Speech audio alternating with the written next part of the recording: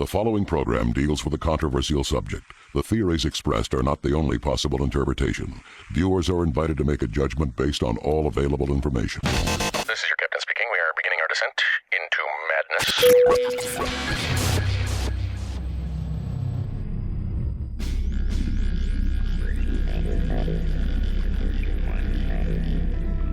Open your mind.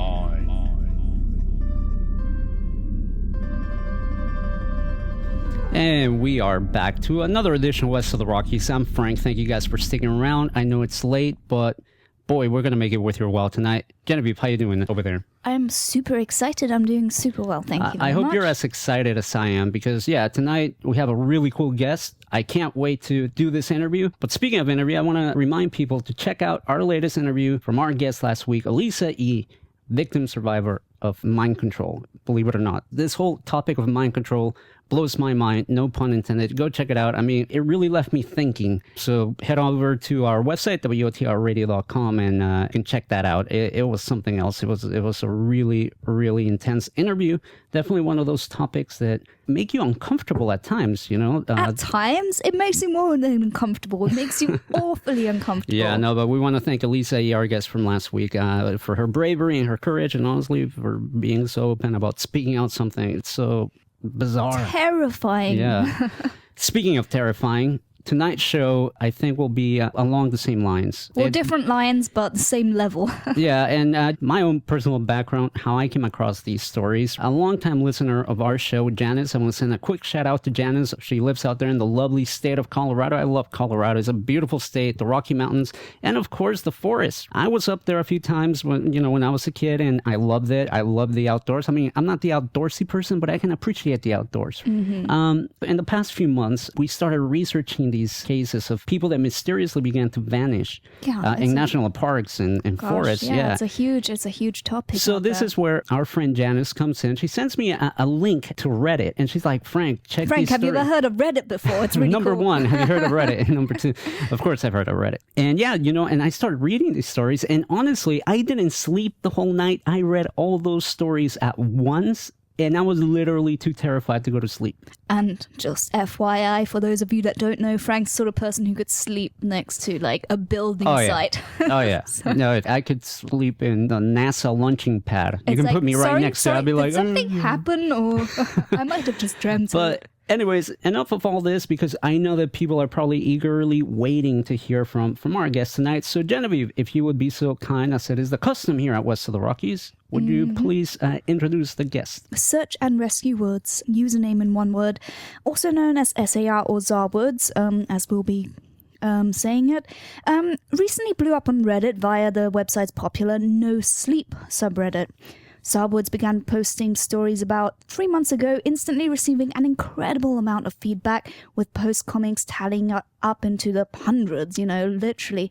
Much akin to the 411 book series by David Paulides, the stories were mysterious and extremely heavy in subject matter, the protagonist being a search and rescue officer, as you can tell from the name, for the US Forest Service, who decided to finally open up and tell their dark tales.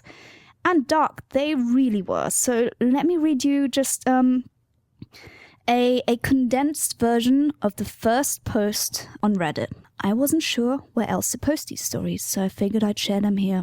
I've been an SAR officer for a few years now, and along the way I've seen some things that I think you guys will be interested in. I have a pretty good track record for finding missing people. Most of the time, they just wander off the path or slip down a small cliff and they can't find their way back. The majority of them have heard the old stay where you are thing and they don't wander far. But I've had 2 cases where that didn't happen. Both bother me a lot, and I use them as motivation to search even harder in the missing persons cases I got called on. The first was a little boy who was out berry picking with his parents. He and his sister were together, and both of them went missing around the same time. Their parents lost sight of them for a few seconds, and in that time, both the kids apparently wandered off. When their parents couldn't find them, they called us, and we came out to search the area. We found the daughter pretty quickly, and when we asked where the brother was, she told us that he'd been taken away by, quote, the bear man, end quote. She said he gave her berries and told her to stay quiet. She told us that he wanted to play with her brother for a while. The last she saw of her brother, he was riding on the shoulders of the bear man and seemed calm. Of course, our first thought was abduction, but we never found a trace of another human being in that area. The little girl was also insistent that he wasn't a normal man, but he was tall and covered in hair, like a bear, and he had a weird face. We searched for weeks, and it was one of the longest calls I've ever been on, but we never found a single trace of that kid. The other was a young woman who was out hiking with her mom and grandpa. According to the mother, the daughter had climbed up a tree to get a better view of the forest, but she never came back down. They waited at the base of the tree for hours, calling her name before they called for help. Again, we searched everywhere, and we never found a trace of her. I have no idea where she possibly could have gone, because neither her mother or grandpa saw her come down. A few times I've been out on my own searching with a canine, and they've tried to lead me straight off cliffs. Not hills, not even rock faces, straight, sheer cliffs with no possible handholds. It's always baffling, and in those cases we usually find a person on the other side of the cliff, or miles away from where the canine has led us. I'm sure there's an explanation, but it's sort of strange. I'm skipping a couple of stories here, and to the end. One of the scariest things I've ever had happen to me involved the search of a young woman who'd gotten separated from a hiking group. We were out until late at night because the dogs had picked up her scent. When we found her, she was curled up under a large rotted log. She was missing her shoes and pack, and she was clearly in shock. She didn't have any injuries, and we were able to get her to walk with us back to base ops. Along the way, she kept looking behind us and asking us why that big man with black eyes was following us. We couldn't see anyone, so we just wrote it off as some weird symptom of shock. But the closer we got to base, the more agitated this woman got. She kept asking me to tell him to stop making faces at her. At one point, she stopped and turned around and started yelling into the forest, saying that she wanted him to leave her alone. She wasn't going to go with him, she said, and she wouldn't give us to him. We finally got her to keep moving, but we started hearing these weird noises coming from all around us. It was almost like coughing, but more rhythmic and deeper. It was almost insect-like. I don't really know how else to describe it. When we were within sight of base ops, the woman turns to me and her eyes are about as wide as I can imagine a human could open them. She touches my shoulders and says, "He says to tell you to speed up. He doesn't like looking at the scar on your neck." You see, I have a very small scar on the base of my neck, but it's mostly hidden under my collar, and I have no idea how this woman saw it. Right after she says it, I hear that weird coughing right in my ear, and I just jumped out of my skin. I hustled her to ops, trying not to show how freaked out I was, but I have to say I was really happy when we left the area that night. This is the last one I'll tell, and it's probably the weirdest story I have. Now, I don't know if this is true in every SAR unit, but in mine, it's sort of an unspoken regular thing we run into. You can try asking about it with other SAR officers, but even if they know what you're talking about, they probably won't say anything about it. We've been told not to talk about it by our superiors, and at this point, we've all gotten so used to it that it doesn't even seem weird anymore. On just about every case where we're really far into the wilderness, I'm talking 30 or 40 miles, at some point we'll find a staircase in the middle of the woods.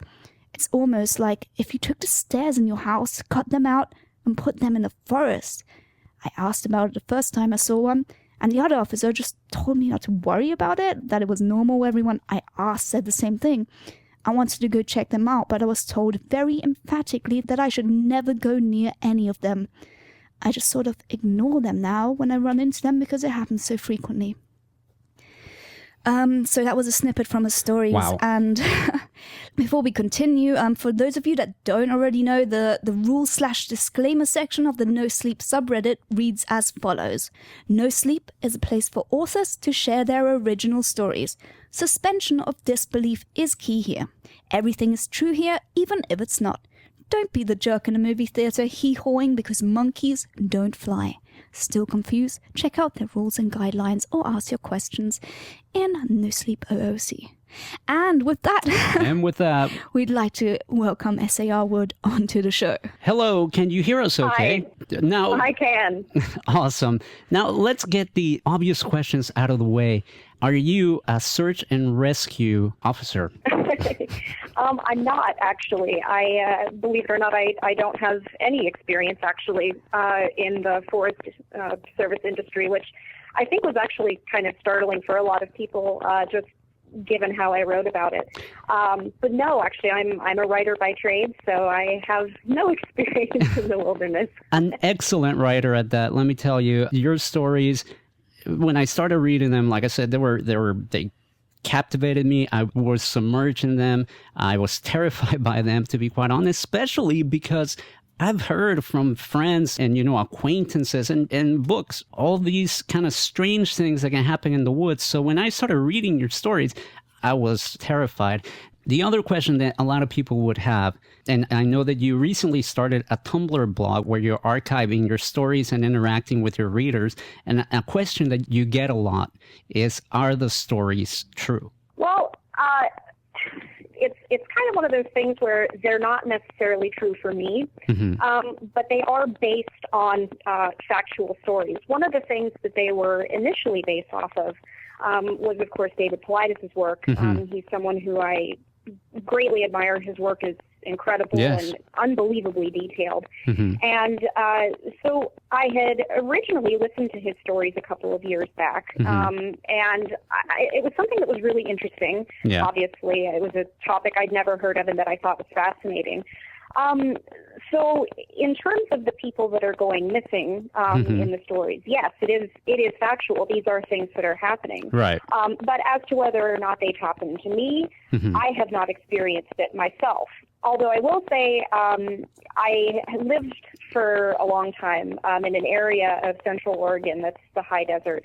And there are definitely places out there, especially for anybody that lives there around the Sisters area, that are just sort of vaguely unsettling. There's not really any specific reason for it. They're just kind of weird. Right. So that's where a lot of the content from my stories comes from, is both from David Paulides' work, things that I've heard have happened to other people, and things that, I've kind of just come up with on my own. We'll come back to the issue of missing people in regards to David Paulides' work, but I wanted to ask you, did you ever expect when you posted your first story on Reddit that you would get the reaction that you got?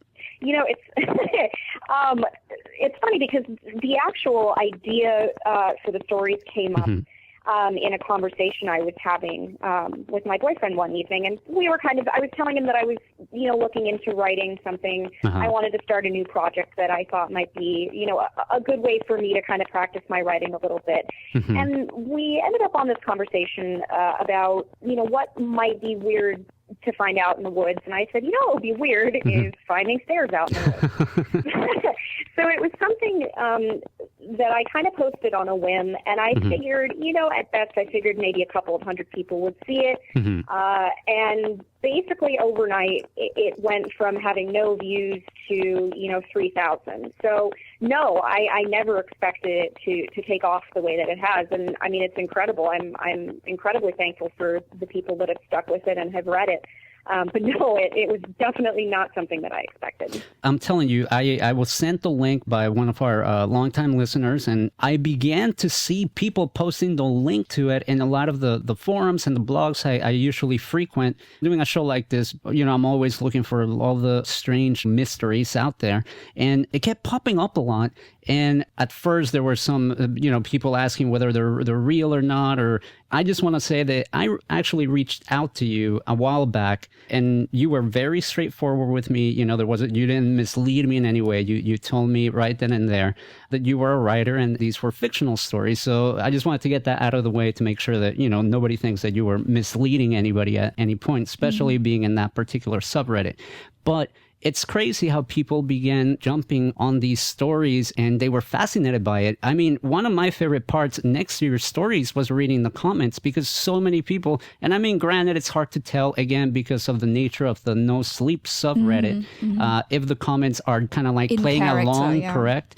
Or if they're real. But what did you make of all that feedback from people sharing similar stories and things like that? Oh, it was amazing. I couldn't believe how many people were stepping forward with these stories that, of their own experiences, of things that, and again, it's like you said, it's kind of hard to know with the NoSleep subreddit whether or not we're talking about stories that are, fictional or real.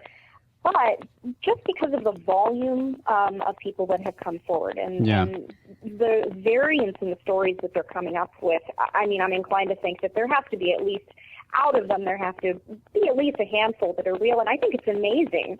Yeah. One of the things I think that has been really surprising has been, and again, this is assuming that at least some of them are real, is that while the stories were fictional, there are people that do seem to have had experiences that are somewhat related or very similar to the things that I'm talking about. And one of those, of course, is the stairs. I'm finding that I'm still getting a lot of, private messages from people who are saying, I've seen them. No. I don't know if this is real or not, but I've been out there and I've seen them. And so that is interesting to me. And it kind of is one of those things that does make you think a little bit. And before we go any further, for our listeners on iHeartRadio and Ustream, and for the people who are catching the podcast version of the show, why don't we talk a little bit about the stairs? Tell me how the idea of the stairs came about, because the first time that you mentioned the stairs, and I think it was on part 2 or 3 that you went into a little bit more detail, some more detailed stories about the stairs, I was literally having like a panic attack. So tell me, what was the inspiration to put stairs in the story? Because I never thought stairs could be so terrifying. It's funny because there's at the place that I work, we live in an area that has a lot of basements, just because we're in the Midwest. And if you go down into our basement, if you round a corner, I mean, this is a very large basement. It's creepy. I mean, basements are creepy anyway. But there is a set of stairs in that basement that doesn't go anywhere. They just go straight up into the roof. And it's because when they added onto the building, that staircase originally led out to the street but doesn't anymore. And it's just kind of one of those things that was just weird enough that it always kind of creeped me out a little bit. Right. So the idea kind of came about because, again, I was having that conversation, and I thought, it would be really strange if, you went out and you saw them. But I wasn't thinking, like fire tower stairs or things like that. I was thinking, what if you saw, the stairs from your house, but just out 40 miles in the middle of nothing where they couldn't possibly be?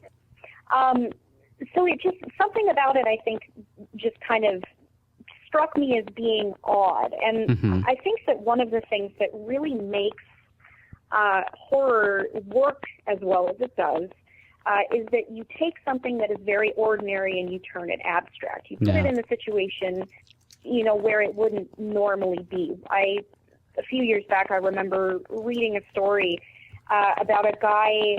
It was a kid and his parents were driving in a car, and his mom said, "Now what on earth is that?" And they looked up into the sky, and way up in the sky there was a car. It's one of those things where it in and of itself is not frightening, but it's the context in which you're finding it and that you're seeing it that makes it frightening. So I think that's kind of where they came from, was just the idea of taking something that everyone sees and that is just around us all the time and putting it in a context it could not possibly be in. That introduces that element of, uncertainty that really kind of throws you off balance. There's no way to make it work, essentially, in your mind or to justify it. Yeah, I remember reading about the stairs and thinking, wow, if there is some kind of force out there, this is how deep you had me, like analyzing every detail. I started thinking, like, if there is some kind of dark force causing these disappearances, what better way to lure somebody than finding stairs in the middle of nowhere? I just picture myself tired, dehydrated, cold, starving, and just seeing all of a sudden these stairs in the middle of nowhere. With my theories as to how or why these disappearances happened, this kind of added a new element into it. What I do remember was reading your stories, I began to kind of zero in a little bit. I was telling my co-host Genevieve, they're written so good. They're written like a writer wrote them. If this guy is a search and rescue worker, he's an amazing writer. He should just go into writing in general. And of course, I come to find out in one of our email exchanges that you indeed are a writer by trade. Before we go any further with the stairs and all that, let me get a little bit more history on you, if that's okay. How did you get into writing? My mom is actually an author, and when I was growing up, that's what she did all the time, was write. And it's something that I've always been good at. It's something I've always really enjoyed. Yeah. So I've been writing basically since, forever. I used to write, really long stories in school.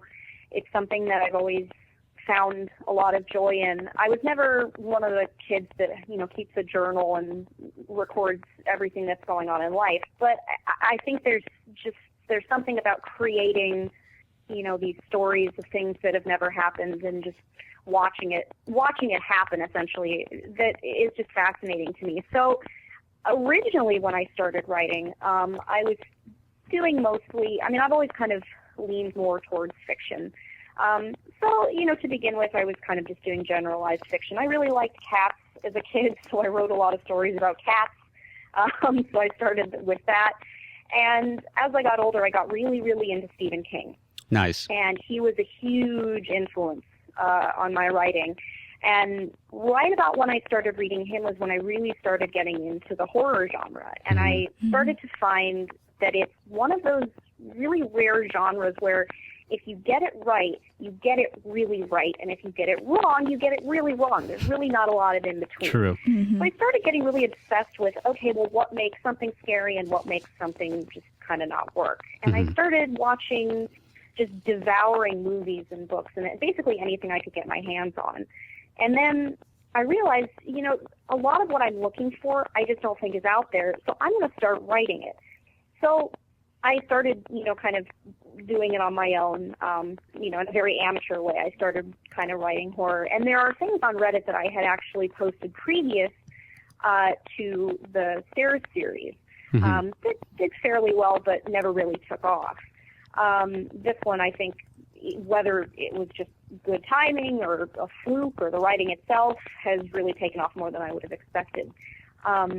But that's sort of how I got into it. It was a combination of, my mom has always really supported it, really enjoyed my writing, and finding a genre that I really wanted to contribute to, because I think there's a lot of potential in that genre to make something really amazing. And it's one of those few that's not really oversaturated with things. It's really hard to get into fiction because there's so much of it. There's really not a lot in this particular genre. So that's sort of how I ended up getting into writing and I guess horror in general. That's really interesting, because I could tell that these stories, these accounts at the time, taking them for what many people thought were actual accounts, I thought they were amazingly written, extremely well detailed. And like I said, I couldn't sleep the whole night after I read them.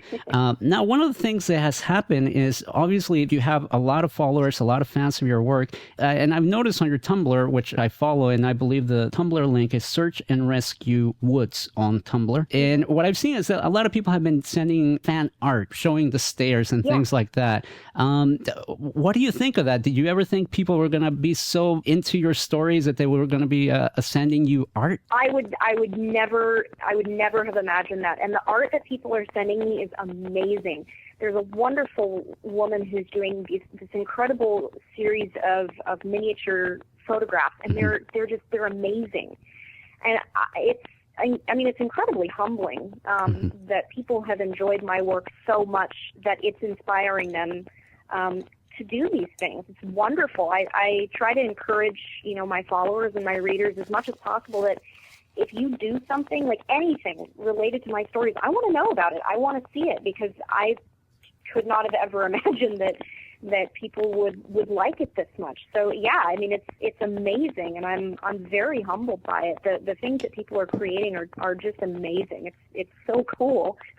Yeah, I'm quite, happy to see how many people have stuck by you. Was it scary, or did you have second thoughts coming out and saying, the stories are fiction? Because I was going to say, in spite of that, you still have a great number of readers and fans who want more.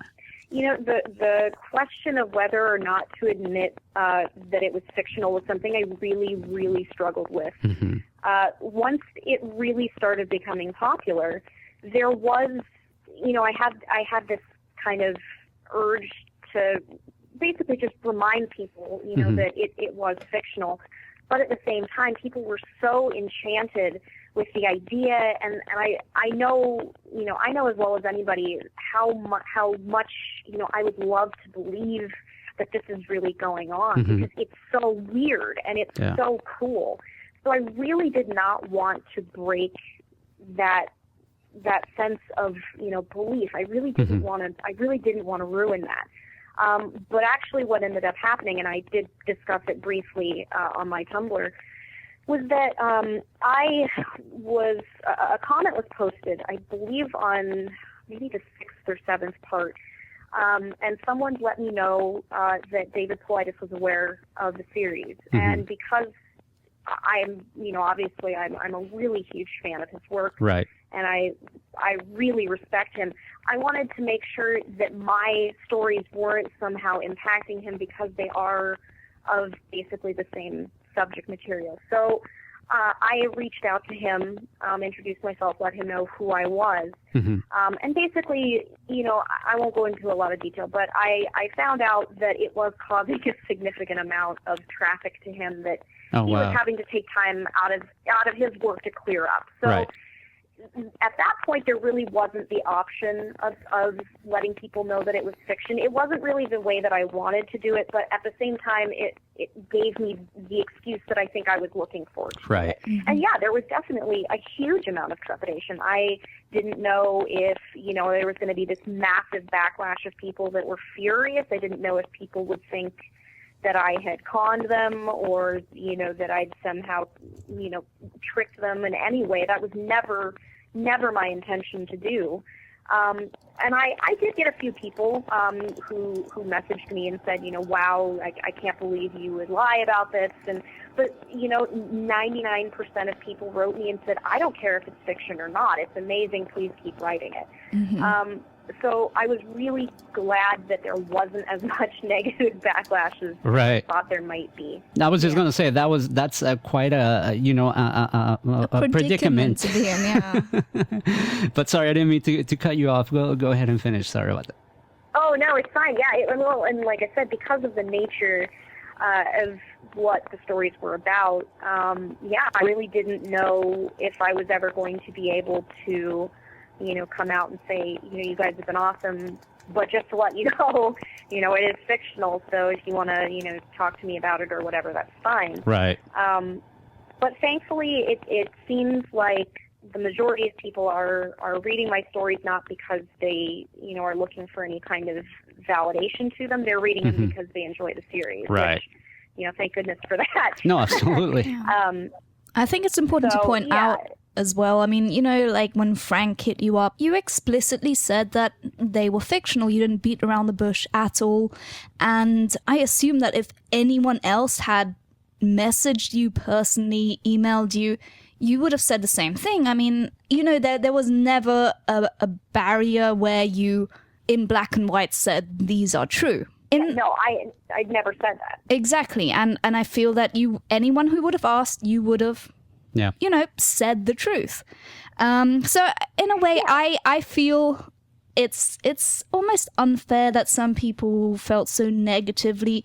I understand their situation, but at the same time, at no point did you lie to people. You know what I'm saying? You're a writer. That's the nature of being a writer of fiction, and also that's the very nature of that specific subreddit, and that's why I felt the need to read the disclaimer at the beginning. And I think it would have definitely been a different story if I had blatantly said, these are 100% true. Right. Everything in this is fact. If that had been the case, yes, it would have been a blatant lie, and there would have been some issues. But I, from the very beginning, wanted to keep it very vague. It's mysterious. In that sense, because when I did, I knew eventually I'd have to tell people it was fictional. And when that time came, I wanted to be able to go back and say, I didn't ever say it was fact.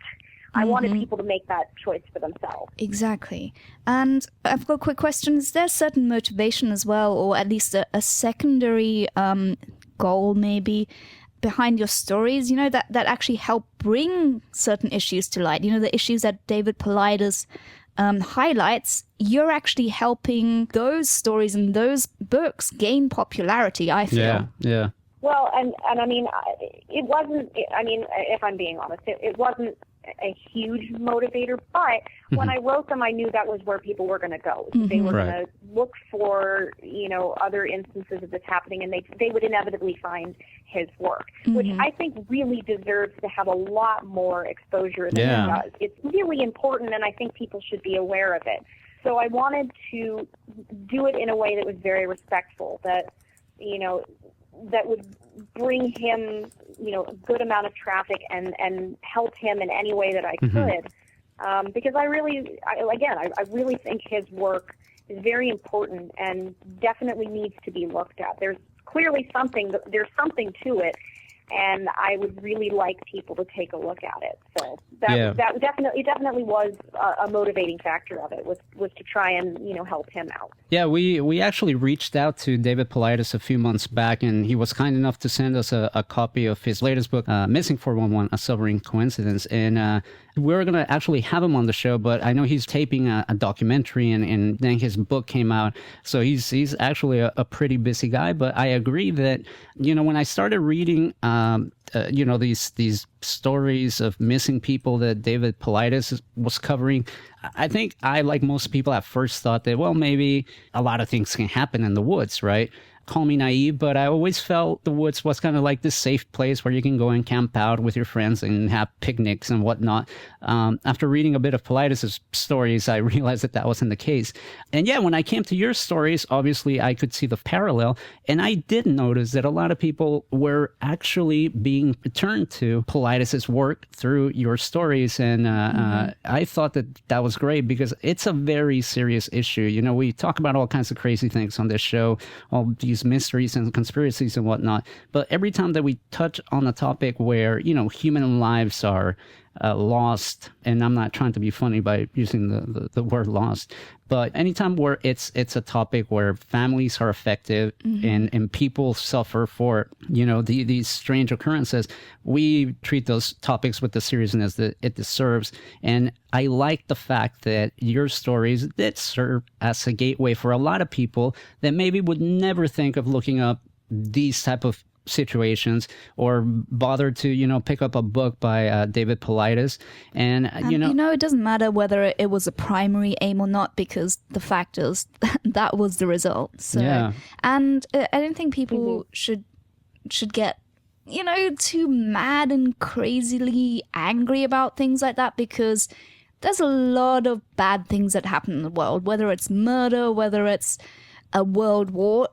Fictional stories are generated out of non-fictional occurrences. That's just what happens. Someone who writes something just because the inspiration was something real shouldn't be blamed for that. It's a bit of a strange thing, Now, for the people who are joining us now, our guest tonight is Carrie, aka SARwoods, or SARwoods on Reddit, Search and Rescue, also on Tumblr as well. And we're talking about her series of fictional stories about people that have disappeared in the woods from the point of view of a search and rescue worker. Now, let me ask you about these strange beings that your characters see and when they're out there. One of them being the man that would meow. Where do you get such a scary idea like that? Like, I can't imagine myself walking through the woods and hearing like this weird, buzzy, raspy meow coming from all directions. And I knew that question would come up, and so I spent a lot of time thinking about where my ideas come from. And I'm sure, I know that every author who writes these kinds of things is asked that question. And I would say that it sounds terrible, but really they just sort of happen. Like I said, horror is my hobby. It is something that, one of the only things in my life that I'm really honestly passionate about. I spend all of my free time thinking about it. I am pretty obsessive when it comes to it. So they come from things that I've seen, that I've read, that I've experienced, that for whatever reason or another just really resonated with me. Yeah. The man, who was saying meow over and over, I just thought, I think I remember in that particular instance, I thought, okay, well, it would be unsettling enough to be out in the middle of nowhere and hear somebody talking to you, but what if they were just making some kind of noise, but not the right way? There was a really, I guess it's not really famous, but a really popular story that somebody wrote, I don't know, it probably would have been maybe 3 or 4 years ago, that's passed around a lot on like Goatman and Skinwalker. Oh, yeah. boards and threads about a guy who went camping with a big group of people. And one of the things that he mentioned in this particular story was that at some point they were all in the trailer and somebody was talking to them from outside. But he said, but it sounded like as if a cat had learned to talk. It sounded right, but the inflection was wrong. Everything about it was wrong. And I thought, okay, well, how can I do something like that, but, maybe take it up a notch? And that's kind of how that one came to me. Wow. One of the, one of the biggest influences that I'd had was Stephen King. He kind of owns his own particular genre, and some of the things in his books don't scare me, and some of the things do. And the things that do are the things that I sort of take away. And one of the things that he's really, really good at is kind of stream of thought and translating dreams onto paper. And dreams can either be really good or they can be really bad. They can be terrifying. People have dreams that terrify them for their entire lives. And he's very good at putting those down in words. And so he's a pretty big influence on me as far as that goes. He's also really good at using colors, at using sensations, environment. So that's sort of where, those kinds of things in my stories come from. So they're just sort of things that I spend a lot of time thinking about, and that they almost always start with, it would be really weird, and then it either turns into an idea, or I go, no, that doesn't work. That would never be scary. That's kind of where they all end up coming from. It's just sort of things that pop into my head out of the blue.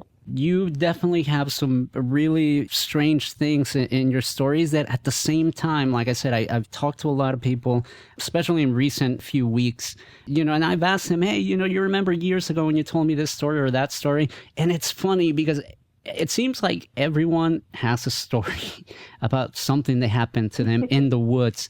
Have you ever had any kind of strange or even remotely strange event happen to you when you've gone out camping at all?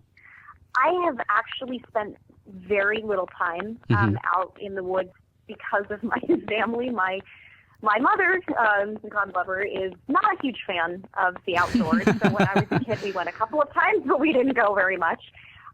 Recently, though, as I mentioned in one of my Reddit updates, we took a trip to Scotland, and it was beautiful. I mean, it's a beautiful country. I can't say enough about how amazing it is. And at one point, we went to the coast near Pitlochry, and we walked out along this little path in a coastal forest to go and see this ruin. And I wanted to do a little bit of research while I was there to see what it felt like to be kind of in the middle of nowhere, because the parts that we were in were very remote. There wasn't a lot of foot or vehicle traffic out there. So I let them go ahead of me. It was really early in the morning. It was really foggy. It was dead quiet. There was nothing moving. And I wandered out a little ways into the forest. Not far enough that I thought I would get lost, but far enough that I was away if anybody else happened to come down the path. And I could see maybe 10, 15 feet in front of me, but after that it was dense, just this unbelievably thick fog. Like, I've never seen fog that thick before. And I was walking along, and I noticed in the distance that there was something red hanging off of this fallen tree. And it was maybe about 8 or 9 feet off the ground. And I thought, now what on earth is that? And I walked toward it very slowly because I wanted to sort of preserve the suspense in case it was just, it's a shirt.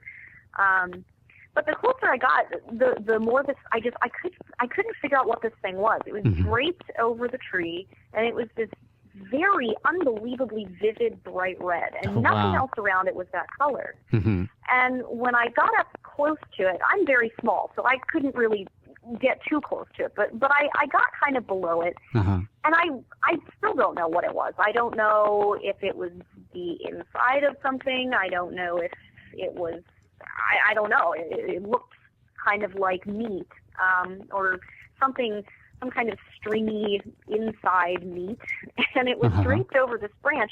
but there was moss growing on it. There was this thick layer of moss on it. And I stood there for maybe 10, 15 minutes just trying to figure out, now how long has this thing been out here that it's got this moss on it, but it's still this bright red? And I didn't touch it, obviously, and I didn't really go anywhere else near it, but it got to the point eventually where I just thought, I'm just going to go. Mm-hmm. I'm going to leave. I don't know what's going on here, but this is really strange. So I left. I ended up walking back, and I met up with, my parents, and that was the end of it. So that was something strange. There's also, as I mentioned, there's an area out in the Sisters area. There's a passage that you kind of go through when you go from Portland to Sisters, and this is in Central Oregon. And the area out there is really strange. It's this high desert, very sort of sparse, scrubby, deserty kind of land with these big rolling hills.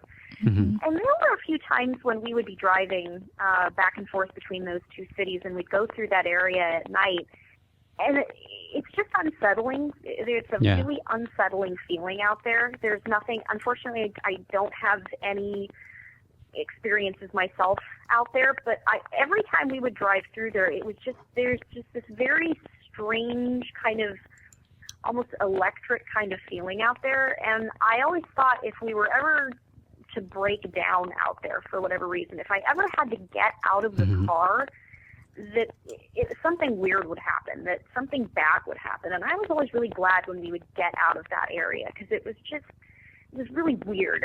There's no real good way to explain it, but there's just that feeling that something is very wrong, and it doesn't really want you there, and it's not going to come after you, but if you're near there, you're going to run into it. And so it was very strange. It was a very strange area, and a big inspiration for me for some of the places that I've begun writing about in the book that is going to be made about this series. Now that is exciting, because I've been following you on Tumblr and keeping up with all your news, and I see that there's going to be there's a book in the horizon. Yeah.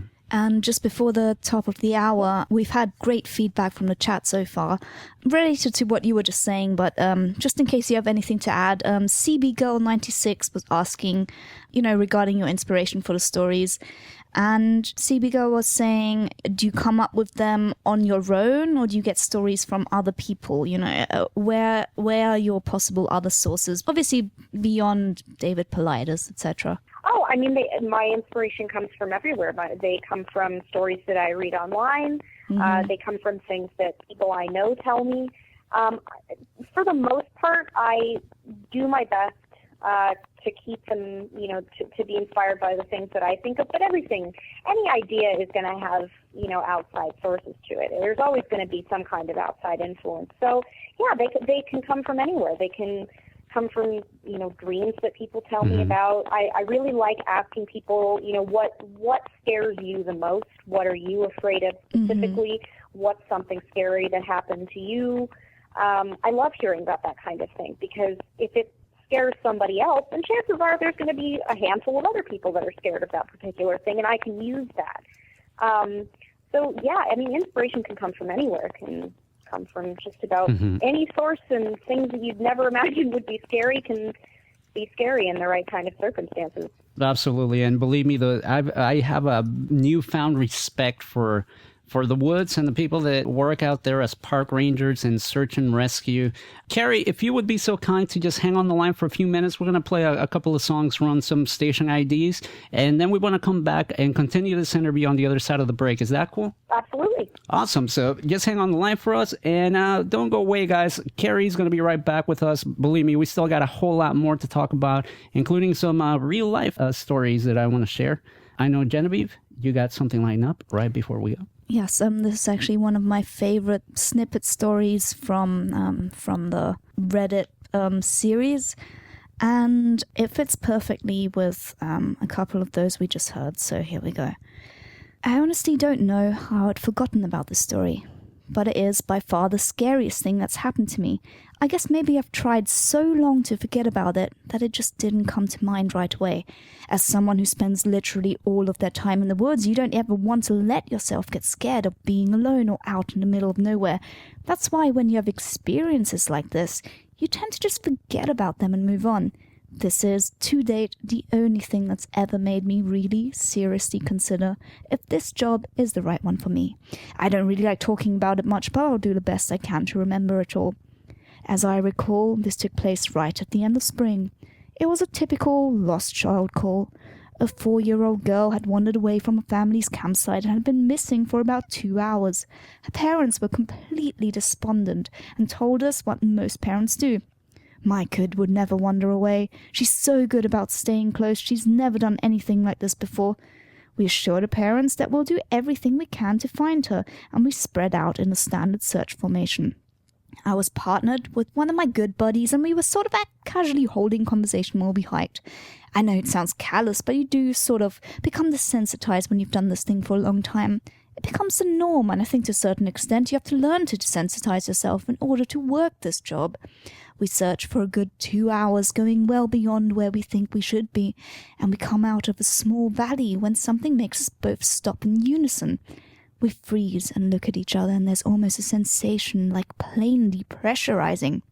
My ears pop, and I have this odd sensation of having dropped about 10 feet. I start to ask my buddy if he felt that, but before I can, we hear the loudest sound I've ever heard in my life. It's almost like a freight train passing directly by us, but it's coming from every direction at once, including above and below us. He screams something to me, but I can't hear him over this deafening roar. Understandably freaked out, we look all around us trying to find a source of the sound, but neither of us sees anything. Of course, my first thought is a landslide, but we're not near any cliffs, and even if we were, it would have hit us by now. The sound goes on, and we're trying to yell at each other, but even standing close to each other, we can't hear anything but the sound. Then, as suddenly as it all starts, it stops, like someone threw a switch and cut it off. We stand there for a second, perfectly still, and slowly the normal sound of the woods come back. He asked me what the fuck just happened, but I just kind of shrug, and we stand there looking at each other for a minute. I get on the radio and ask if anyone else had just heard the end of the fucking world, but no one else hears it, even though we were all within shouting distance of each other. My buddy and I just sort of shrug it off and keep on going. About an hour later, we all check up on the radios, and no one's found the little girl. Most of the time, we won't search when it gets dark, but because we don't have any kind of lead on her, a few of us decide to keep going, including me and my buddy. We keep close together, and we're calling out for every couple of minutes. At this point, I'm hoping beyond hope that we find her. Because, while I may not like kids, the idea of them being out all alone in the dark is awful. The woods can be intimidating to kids in the daylight. At night, well, it's a whole different beast. But we're not seeing any signs of her and getting any responses. And around midnight, we decide to turn around and head back to the rendezvous point. We're about halfway back when my buddy stops and shines a light to the right of us, into a really thick deadfall or group of trees. I ask him if he's heard a response, but he just tells me to be quiet and listen. I do, and in the distance I hear what sounds like a kid crying. We both call the girl's name and listen for any kind of response, but it's just this really faint crying. We head in the direction of this deadfall and go around it, calling her name over and over. As we get closer to crying, I start getting this weird feeling in my gut, and I tell my buddy that something isn't right. He tells me he feels the same way, but we can't figure out what it is. We stop where we are and call the girl's name again, and at the same time, we both figure it out. The crying is on a loop. It's the same little hitching sob, then wail, then quiet hiccup, repeated over and over. It's exactly the same every time, and without saying another word, we both take off running. It's the only time I've ever lost my composure like that, but something about it was so incredibly wrong, and neither of us wanted to stay out there anymore. When we got back to the rendezvous, we asked if anyone else had heard anything strange, but no one else knew what we were talking about. I know it sounds sort of anticlimactic, but that call fucked me up for a long time. As for the little girl, we never found a trace of her. We keep an eye out for her and all the other people who we've never found, but frankly, I doubt we'll ever find them. West of the Rockies with Frank the Engineer on the Independent FM, Los Angeles. What's up, guys? This is Jorge Diaz of Paranormal Activity, The Marked Ones, and you're listening to West of the Rockies with Frank. This portion of the show is sponsored by Haunted Orange County, your premier source for all things haunted in and around OC. From haunted history ghost walks to ghost group hunting expeditions at some of SoCal's most haunted destinations. Make your fall plans early and book an upcoming tour or investigation today. Visit hauntedoc.com.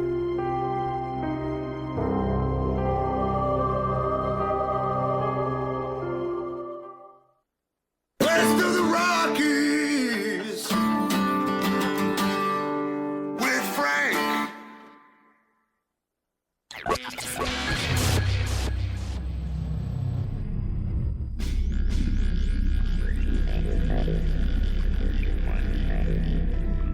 Open your mind.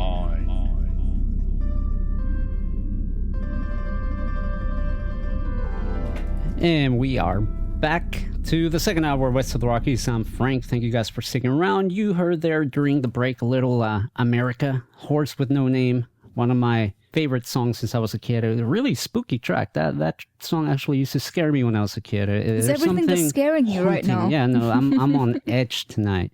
And some Alice in Chains, Heaven Beside You, another amazing band. Yeah, that freaked me out. And and boy, that Haunted OC promo really scared me too. Oh, that music. Yeah. As always, Engineer Frank on Twitter, West of the Rockies on Facebook. Follow the show on Twitter at WOTR Radio, and check out the website, WOTRradio.com. We got a bunch of cool stuff, interviews, articles, and a whole lot more. I'm joined by Genevieve Uway on Twitter. That's at Genevieve Uway. But and I'm not joining on Twitter. I'm joining. No, well, and I'm on Twitter. Yeah, exactly. And you probably heard that one of my favorite little bumpers there from our pal Dave Navarro. Want to send him a shout out because December 1st, their long-awaited documentary. They've been working on this for years. Like a decade, I Something think. like that, yeah.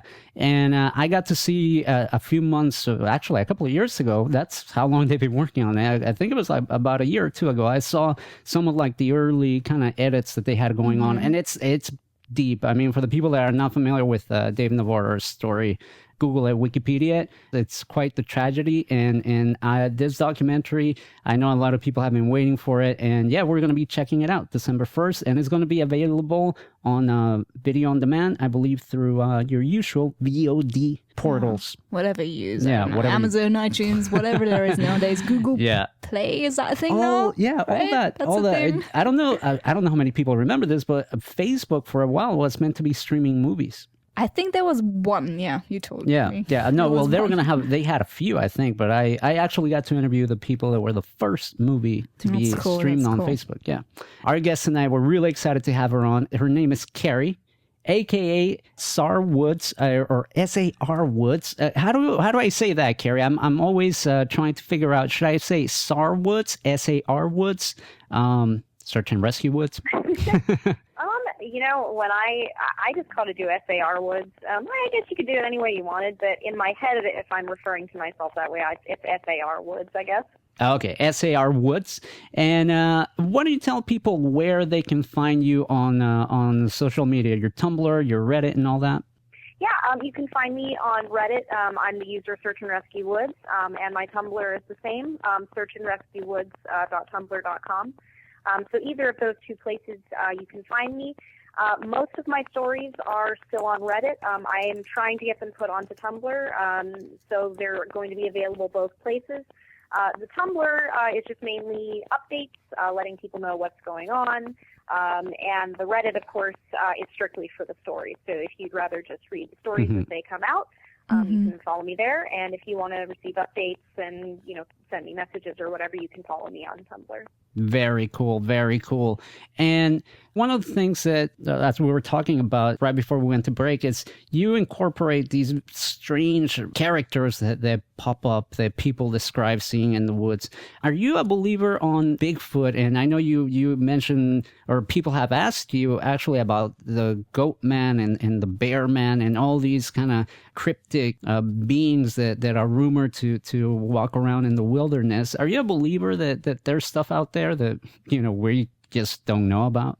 Yeah, absolutely. I think that I wouldn't say that I am a specific believer in, like, say, specifically Bigfoot, but I definitely think that there's things out there that we don't know about.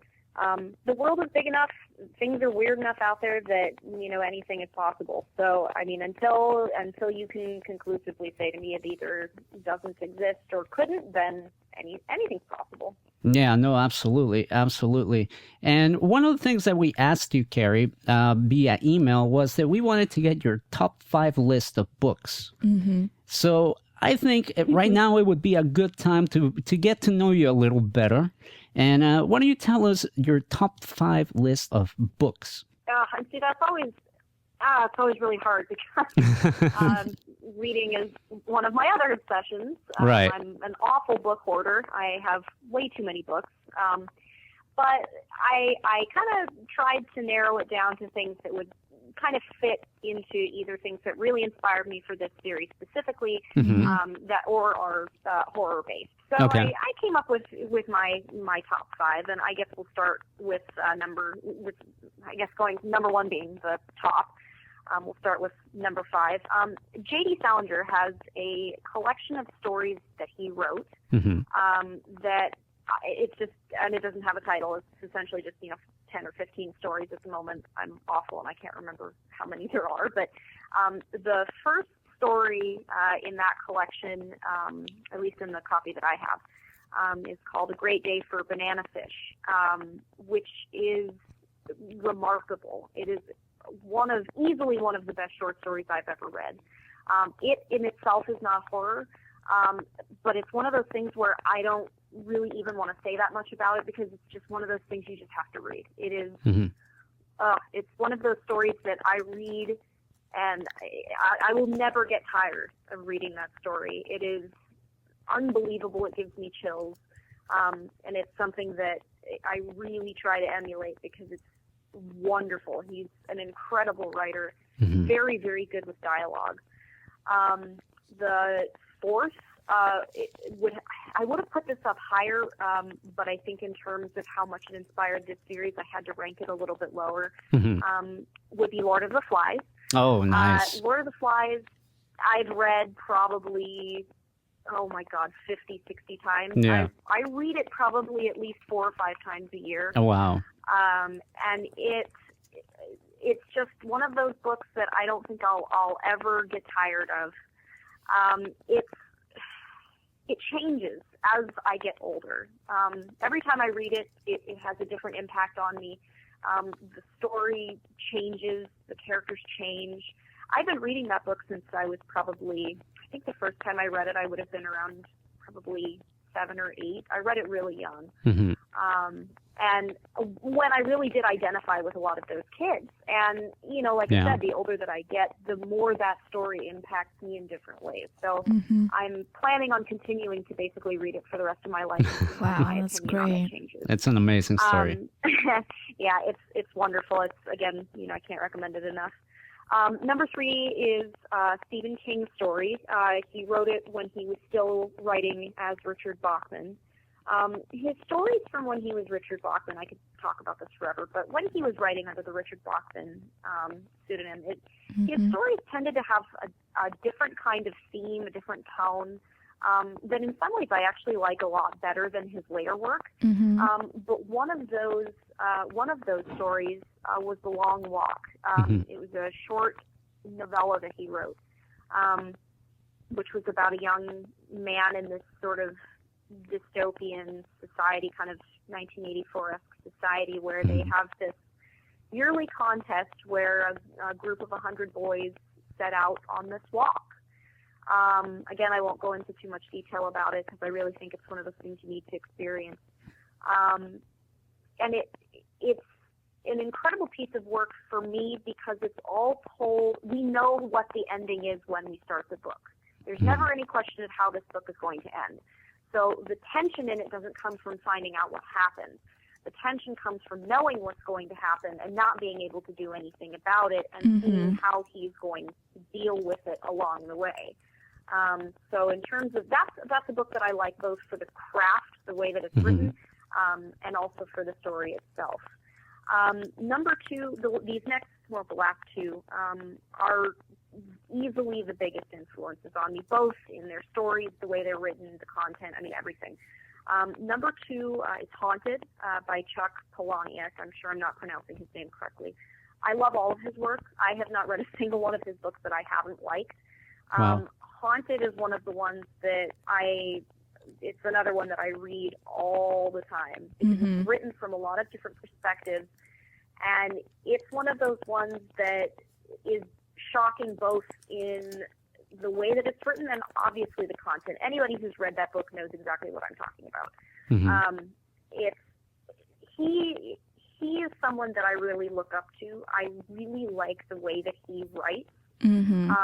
I think there's a lot of similarity between the way that he and Bret Easton Ellis write, and he wrote American Psycho, of course. And I think there's a lot of similarities between those two. They both tend to use protagonists that are not necessarily the most likable people, but that's what makes them interesting.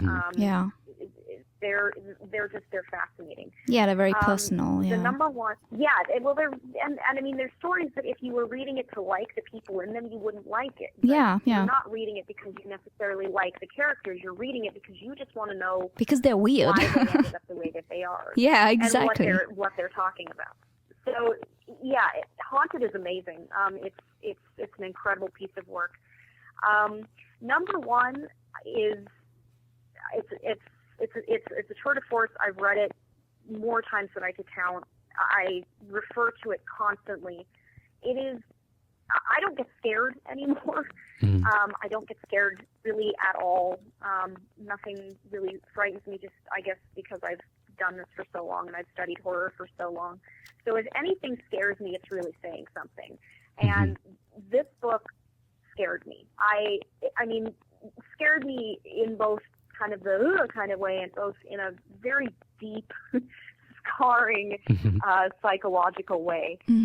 It's stuck with me ever since I read it the first time. And I don't know that I'm ever going to really make sense of it, but it's fabulous. And it's House of Leaves.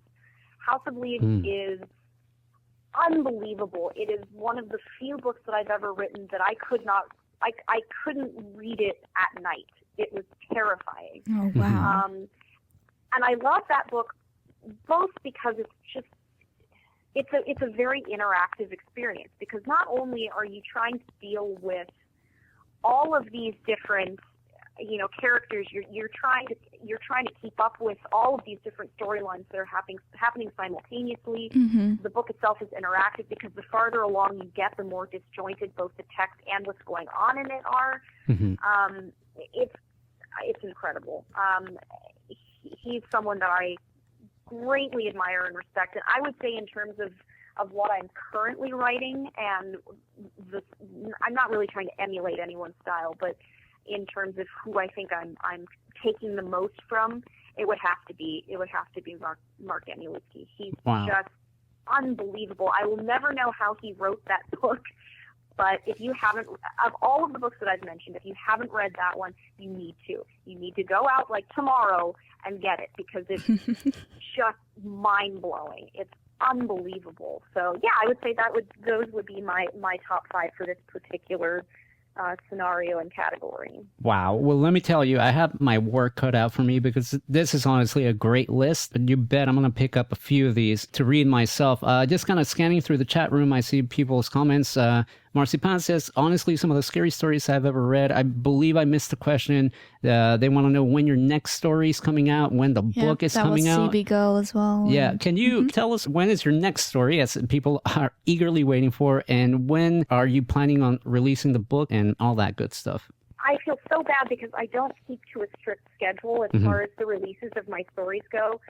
Initially, I had intended to try and do that, but I do work outside of doing writing, obviously. So it's one of those things where I'm doing my best to update as often as I can, but at this time I don't have exact dates. I'm hoping to have the 8th part up. I'm hoping before Christmas. I know that's a huge amount of time to be talking about. But I would say that we can expect to see the 8th part up probably in the next couple of weeks, and it could be sooner than that. It kind of just depends on when I get a minute to really sit down, because I don't like to release them until I know I've got a really good chunk of material. I know people would love to see these things be, 30 pages at a time. Right. I know people are always want more, so I try not to update until I have a really good, chunk of things to give them, because I don't like to update with just tiny little things. So yeah, I would say start looking for it, anywhere from 3 days from now until Christmas. I can promise though that I will update this month. Okay. As far as the book goes, unfortunately I can't really go into a lot of detail about it. I have no real concept of a release date. Unfortunately, it's one of those things where it is still being actively worked on, so I don't have any kind of timeline. I don't have any release dates. All I can really say at this point is that it is being worked on. It is a project that I am actively working on. It's going to happen. I can't say anything else really about it, unfortunately. Understandably. I'm intrigued. Have you ever put out any other stories on Reddit or specifically NoSleep, perhaps under a different alias or something? Yes, I have a couple of them that I've put out under different usernames. There were, I think I put out probably 3, but there are only 2 at the moment that are coming to mind, and those were the 2 that did well. One of them, the first one that I ever posted on NoSleep, I did kind of as an experiment. It was an idea that I'd been kicking around for quite a while. I had the idea back years and years and years ago, and it originally was going to be a short novel, but it was I couldn't really stretch it out into anything of substantial size. So I ended up just kind of turning it into a little thing and posting it. And I don't know that this is the exact title, but if you go on NoSleep and you search for the story, if you can move, please respond. And it was a story about a young man who woke up one day, essentially, and everybody was frozen in place. And that one did fairly well. It was pretty controversial because of some of the subject matter in it. So I guess I should say right now that it like all my other stories, it has potential, I guess, trigger warnings or something in it.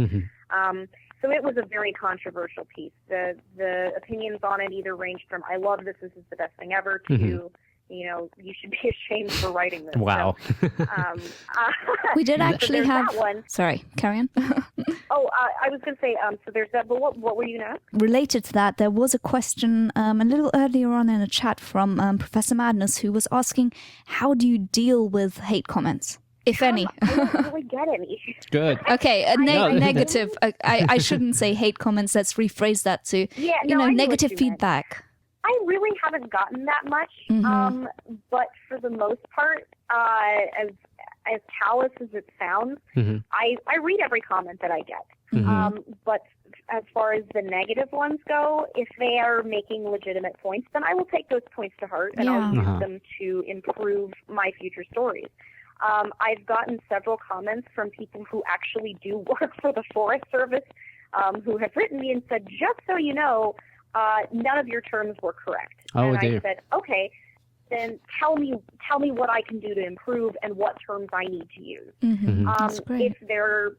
If they're kind of troll comments, then I just don't really respond. But honestly, I don't really get very many. That's sort of surprising to me, but I don't. And going back to the other stories, there's another one that I've actually submitted for a contest. So I don't know if this one will stay up, but it is up for the time being. And it's also on NoSleep, and it's called I Loved Her. That one, again, was very controversial because of the subject matter. People either didn't understand it at all, or they sort of understood it, or they, understood it and were appalled. Which actually, in my opinion, is what makes good horror. It should offend you. It should appall you. It's horror. It's not supposed to be something that you read necessarily to be delighted and laugh about it and have a good time. I think some of the best horror I've ever read was excruciating. I did not want to read it or see it, but I watched anyway, or I read anyway. So again, that one I don't know if it'll stay up. I may have to take that one down depending on the results of this contest. But for the time being, it's up. You can read it. Let me know what you think. But both of those are not under, of course, are not under the Search and Rescue Woods username. That username will always have, will only ever have stories that are related. to that Very specific cool. character. I just want to make a little parenthesis here. When we came back from the break, I mentioned a movie that was the first movie to stream on Facebook. I didn't say the name because I wanted to make sure I got the name right out of respect for the director and the cast. The name of that movie is The Perfect House. I saw, I think it was Kung Pu in the chat room was asking. It was a horror, right? It was a horror movie, correct. Can you see a pattern here of what I'm into? But Carrie, I want to share these two stories with you. Maybe they can serve as inspiration. I don't know. But talking about some, real life experiences, because like I said, reading some of Politis's books and then reading your stories, I just began asking friends and acquaintances a little bit about, if they've had anything strange happening in the woods. And we actually, a good friend of ours, Ernie Alonso, shout out to Ernie, his one of his family members shared with us a story that happened at Yosemite, which is, I believe, according to Politis's research, one of like the biggest clusters of missing people in the U.S. Yeah. And she was telling us a story I about. remember they had a few weird little, feelings in the woods, and this was literally just 3 months ago. Yeah, I don't know. It not was that like long ago. in the spring, summer of this year, right? And it was a family, husband, wife, and their kids. They went out to Yosemite, did a little camping trip or whatever, and on the way back, they found some nice plants, some flowers. They picked them up and walked to the car and got into the car, and they started to get a weird feeling. And this is, let me tell you, this is a really lovely family, a normal family. I've never seen them do or say anything weird. I've never even heard them say like a swear word, nothing bad. They're just solid, good people, right? And they said they got into the car, and I honestly can't specifically remember, so don't take my word for it, but something started going weird, like the radio wasn't turning on at all, or the car just wasn't really, like, the engine just wasn't coming on, right? Just the car wasn't working for some reason. And the wife, I guess, I don't know whether it was like weird feminine instinct or just a girly thing to do, but she was like, oh, maybe it's because we stole something from the forest. I mean, I guess when your car just decides to break down, that's the first thing. Like, I mean, that's the only thing you've got left at the end, right? So they're just like, hey, look, let's just try to pick up the flowers and put them back on the ground and acknowledge that we've returned them. That's all they did. They returned to the car sprung on, and off they drove. And that was it. And this is like, again, people we know, people we talk to regularly about once a week, lovely family, and they've never, ever come out with a story like that. Yeah, and so it was bizarre. And another one that a good buddy of mine shared with me, I hit him up because he told me this story about like 10, 12 years ago. And I was asking him, hey, do you remember this one story you told me about? And he shared it with me once again. And it's really crazy because from what he tells me, it was one of his friends, their landlord, I believe, shared this story that, apparently it's a thing, or I don't know how much of a thing it still is. But, there's a lot of people that like to live off the grid and they live in the forest pretty much. So this was a hippie, like one of those hippie guys that would just camp out there and pretty much spend a lot of time in the woods. And apparently what happened one day was that he woke up and he went to sleep in his sleeping bag, and he woke up to being carried by a large human which was running very fast. Or humanoid, should we say. Some human-like. So apparently it was carrying him as it was running really fast, and apparently whatever was carrying it tripped and dropped them. And he said that when he came out of his sleeping bag, he saw what he describes as a tripped out Bigfoot, like a confused Bigfoot of some extent. And the Bigfoot basically ran in one direction, he ran in the other, and apparently he never went back into the woods.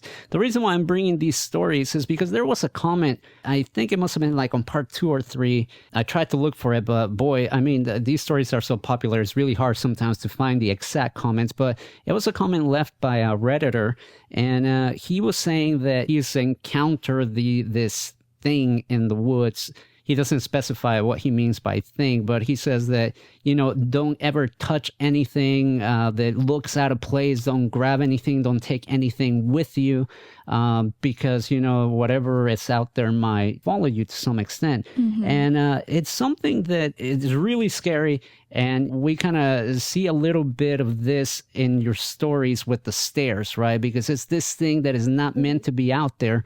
But obviously, if you see these stairs, you're bound to want to check them out. Can you tell me a little bit more about the nature of the stairs in the world of your stories? Because it sounds like these are almost some kind of, not just a bait, but it seems like some kind of portal of some sort.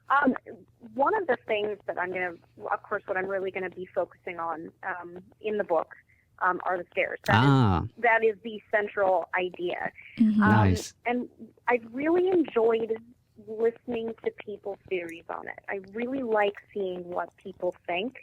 I know exactly what's going on, but I don't really want to say because I really like seeing what people are coming up with. But what I will say is that they are not man-made. They're not something that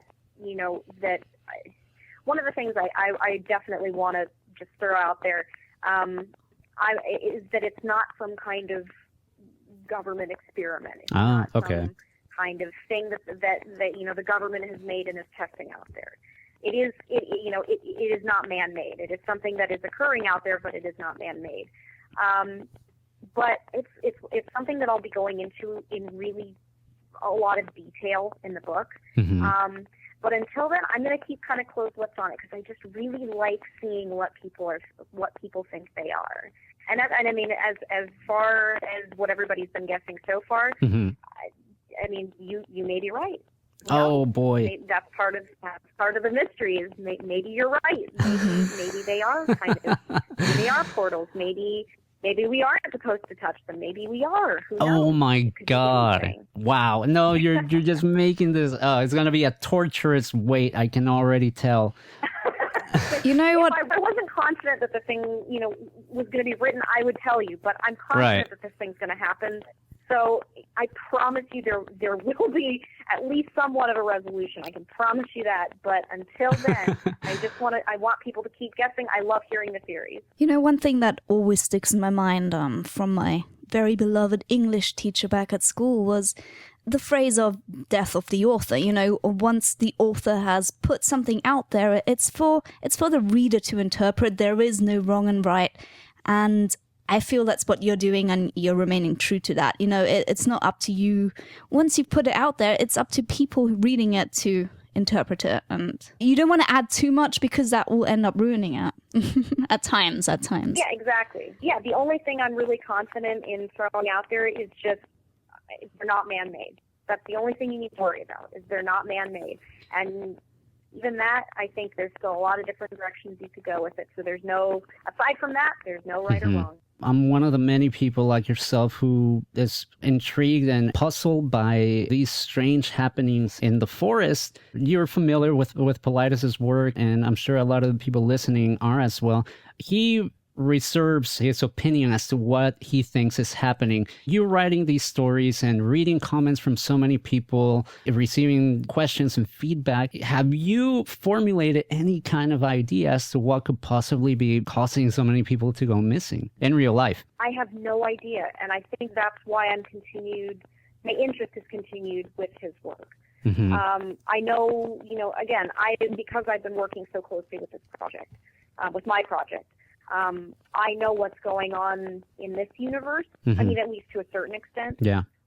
But I don't know, and I think that's one of the reasons that I really wanted to try and boost his work, is because I don't know. Yeah. I just don't know, and I think it's very strange, and I really think it deserves to be looked at further. Yeah. And I think what's kind of frightening about it is that, and I'm not in any way saying that my stuff is fact, but because we don't know, it could be anything. Yeah. And what would frighten me, I think, more than anything, is to find out that maybe even a tiny part of what I'm talking about has in any way to do with what's happening. That I think would frighten me more than anything. But True. I really don't know. And I extend my deepest sympathies to the people that have been affected by it, whether they've lost a loved one or have lost friends or colleagues.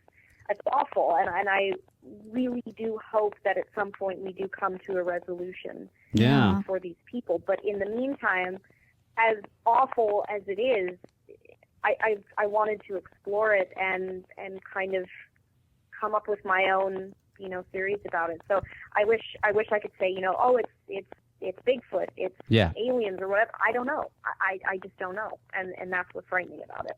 And you know what? I remember reading your stories. This is before finding out they were fiction. I sent a link to Genevieve, and I was, and she read him, and we were talking about him. And I remember telling her, this is one of the few times when I hope that these stories are fictional, because they were really terrifying. I really hated to think that somebody out there went through some of these things. And obviously, when you told me, I was relieved that, he was bummed out but relieved. I was bummed out but relieved. Yeah, exactly. He was like, he didn't know what to be. He was like, Genevieve, I'm upset but really happy. That seems to be a pretty consistent thing. Yeah, that seems to be a pretty consistent reaction is, I'm really bummed out that these aren't real, but I'm also really glad because now I can go up and down my stairs and go out and Right. That's been a very consistent reaction. I have a couple of comments to make about, the writing process and your ideas. I've had a few debates with people about this, and one of my arguments has always been, I realize that the general population does prefer a male protagonist in a story, unfortunately for some. And personally, I've noticed that a lot of novels with male protagonists tend to mainly draw in female crowds, whereas stories about male heroes draw in, guys and girls. And you see this especially in children's and teen fiction. So what was your motivation behind making your protagonist a man? I've always written as male protagonists. I don't know why, but I've always done it. I have never written a story from a woman's point of view, and that isn't anything to do with gender bias or preferring one or the other. I've just always written from the male perspective, so there really wasn't any kind of conscious decision in doing it. So I think with the particular industry that he was in, and the things that he was doing, I needed my character to be somebody who may have had a background in it, was, I hesitate to even say like rugged, but in the construct of the story that I was creating, it made more sense for him to be male. But I've always written as a male protagonist. I've never done any different. And this particular character, Russell, I'm very fond of, and I've gotten. Do you name his name in that? A lot more. Do you name his name in it? Sorry, Russell. I can't remember if I ever. I don't recall Russell. Yeah, I don't recall Russell. I suddenly hear this. I don't know if I ever did or not, but his name is Russell. Wow, everyone knows now. I can't remember, and it was never intended to be a secret or anything. I can't remember if I'd ever actually named him. But I'm very fond of him as a character. I've gotten to know him very well as I've been writing, and he's a very interesting guy. A lot of fiction writers, I think, will tell you that at least this happens, with me. The characters, I don't really make them. They just sort of gradually reveal themselves to me over time, which sounds kind of like a crock, but from what I gather, that's a fairly common thing. And he's kind of developed over time as I've gotten to know him better. But he's fascinating. I think he's a very interesting guy with a very interesting background. I will say though. KD, who I mentioned in one of the stories, she's also going to be featured. Oh, wow. And I've gotten to know her as well. And she's very interesting. She has a very interesting story that is still being developed. So there will be a female protagonist, but obviously I won't go into it That's much. nice. Nice. But I guess sort of circling back to the main point. Yeah, there was never any sort of conscious decision about whether or not he was gonna be male. Okay. I've always written that way, so there he was. No, I was, genuinely interested, and I guess a broader question would then be, do you think there is a bias towards, male protagonists or just heroes in stories in general? Is that what draws people towards them more? I really couldn't say. Again, as callous as it sounds, the whole, I guess, gender bias question and concern in literature is not really something that I spend a lot of time thinking about. Yeah. Mostly because I don't really care if they're male or female, and I always assumed that most people felt the same way. But if I was going to make any sort of generalized comment on it, I'd say that the only real benefit, I think, to having a male protagonist, at least from the point of view of the writer, and maybe it's not even really a benefit, I think that in the larger scheme of things, when you write as a male character, I think there's a lot less pressure to focus on them as a character and their strengths and their weaknesses because they're more neutral, I think. And whether that's a product of our current culture or our society, I won't even get into because I don't have any opinion on it. I mean, again, it sounds really callous, but I'm a writer. I kind of speak to myself. I don't really think about it that much. But yeah, I would say that there may be some larger sort of thing to it than I'm making of it. But I can safely say, in my case, there was never any kind of, I'm going to write as a male protagonist because more people will be interested in it. It was more just, he's a dude. All right, I guess I'm writing as a dude. No, that's like really interesting to know, like there's so many questions and people start wondering, oh, why did you pretend to be a guy? Are you lying to us? And, you get these comments coming up, and we read a couple of comments where people seemed angry that you weren't exactly what you said you were, and it doesn't seem quite right. Yeah, I've seen a few of those comments where, people were sort of confused and maybe a little bit betrayed that I guess they thought I was impersonating someone or was lying about who I was. But as a fiction writer, that's kind of your job. That's part of it. Yeah. As weird as it sounds, you're a professional liar. That's what you do. It doesn't matter who you are. I, as the author, don't matter. I'm just the person writing it down. What matters is who I'm writing about. And I've never claimed to be the person that I'm writing about. I am not Russell. He's his own person. But in cases like this, with my stories in particular, the line between me and, between myself and Russell is a little thin. Yeah. To me, it's understandable why certain readers who are really invested in the story might be a little bit upset about it, and I hold nothing against them. Yeah. Well, I mean, to me, it just goes to show how passionate people are about these stories. It's a compliment. I mean, it is really a compliment that your work struck such a deep chord in people that was their reaction. I mean, it's crazy, the power of words. Yeah.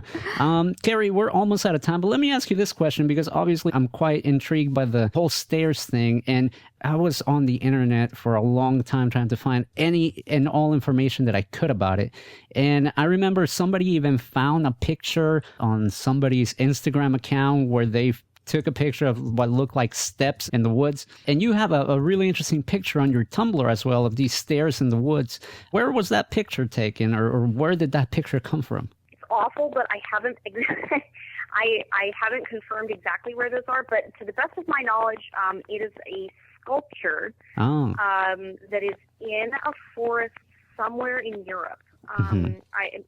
The Denmark is coming to mind for some reason. I'm sure that's not right. As stupid as it sounds, and it's probably recklessly irresponsible of me.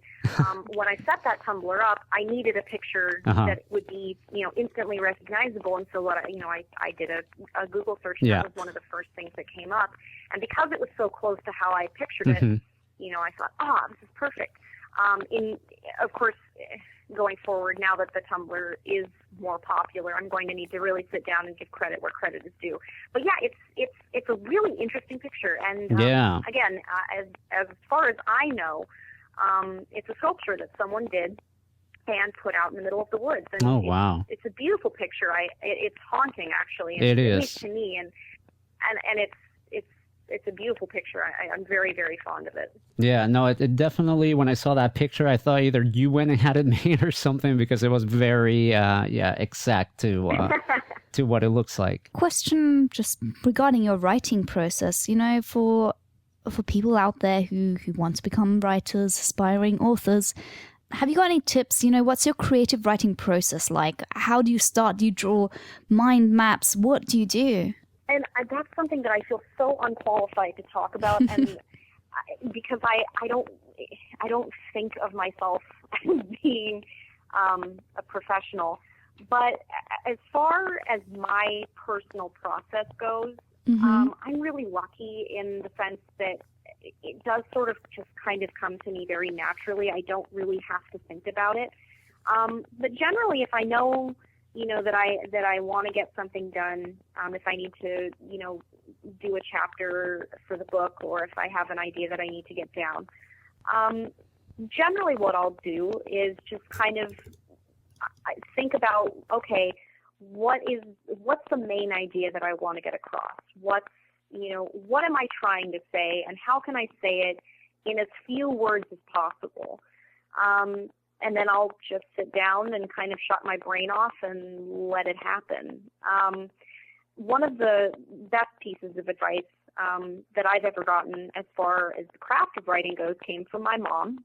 And that is, no matter what it is that you are writing, no matter what part of the story you're in, whether it's the beginning or end, every single word that you put down has to move the story forward. It has to have a purpose, because you don't want to have extraneous words in there. You don't want to have things in there that don't add to anything. When I was younger, that was one of the biggest problems I think that a lot of young writers have, is that when you get caught up in an idea, it's very tempting to just put down as much information about that idea as you possibly can, because you're really passionate about it and you want to talk about it and all of this detail.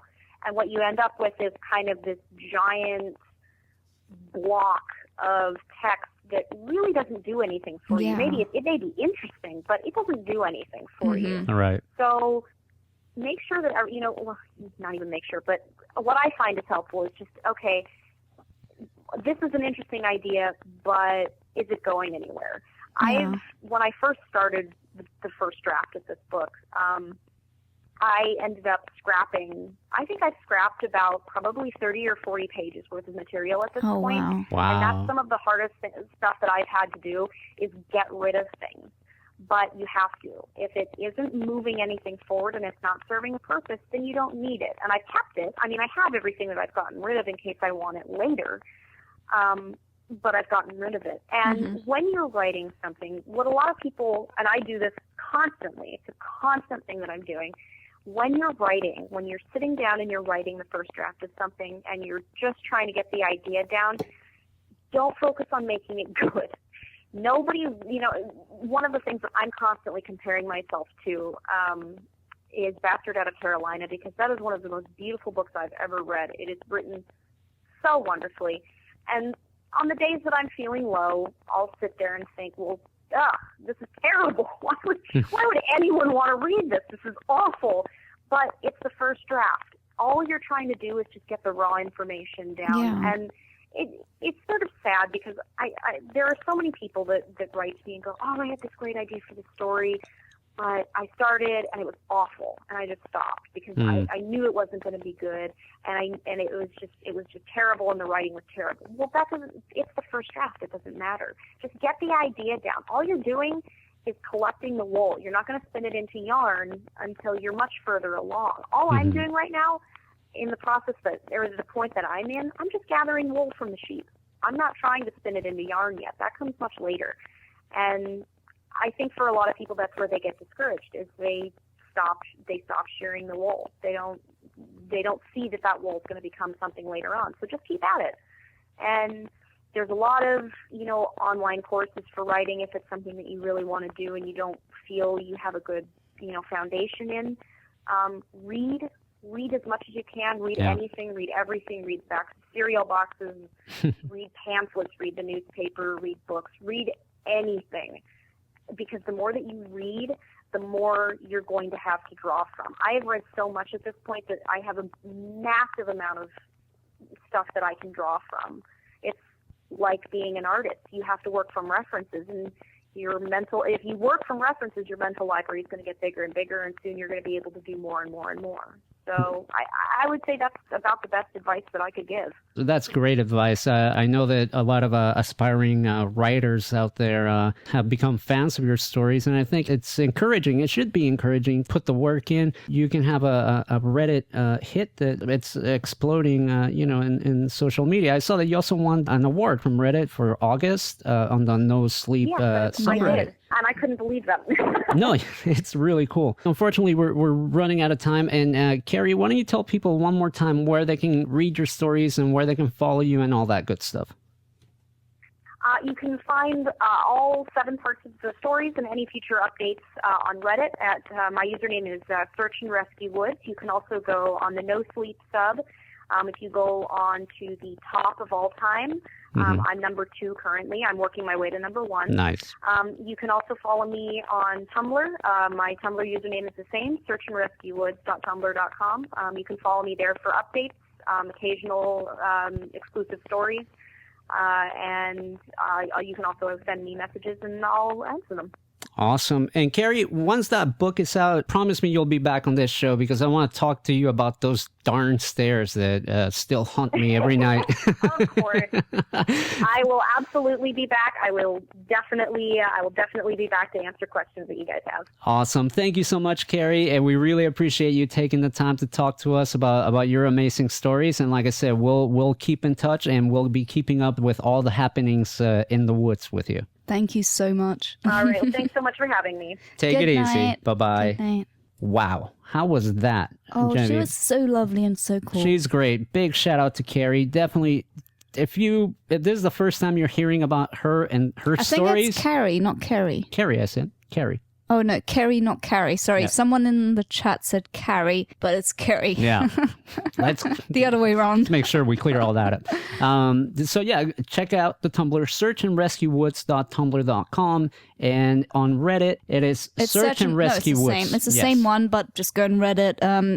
If you're already part of the NoSleep subreddit, that's great. Otherwise, you can still find it on the NoSleep one. But yeah, Search and Rescue Woods is the username. Be on the lookout for her story, I believe she said before. Well, basically, Christmas probably in the next couple of weeks. And of course, the book, which I'll be eagerly awaiting. Believe me, as soon as there's some way to pre-order, I'm going to pre-order a copy because I'm a huge fan of these stories. Like I said, I lost a bit of sleep reading them a few weeks back. And I genuinely still, I think we should stand by it. They really help highlight the actual real situations, the real, scary things that are happening out there.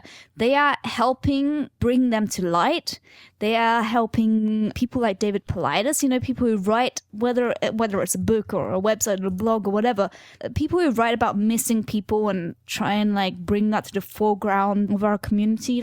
It is helping it. So anyone who says, I can't believe these are fictional, they are fictional in one sense, but they're not fictional in the sense of the concept of stories, the backbone, this stuff happens in real life. of the stories is real. Yeah. It's like reading an abduction story of a little girl that just gets kidnapped by a man, right? Yeah. Oh, but it was just a fictional story. It was just a movie called Taken. Yep, but it happens But in it real happens, life. yeah. That's the point. Did anyone get mad about Taken? No, no one got mad about Taken because I they did. were lying. Oh, what is not real? You know what I'm saying?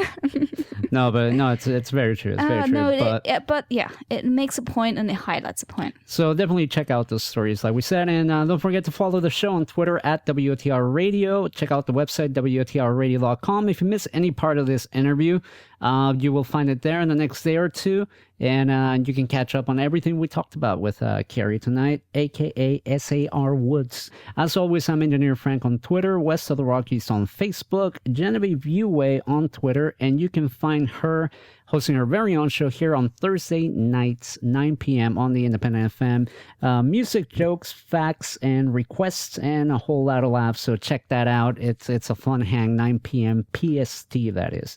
That being said, I believe we have a quick request, literally a quick last-minute request from our good buddy Professor Madness in the chat room. I don't know if you have it ready there for our sign-off. We got Take nothing care. else?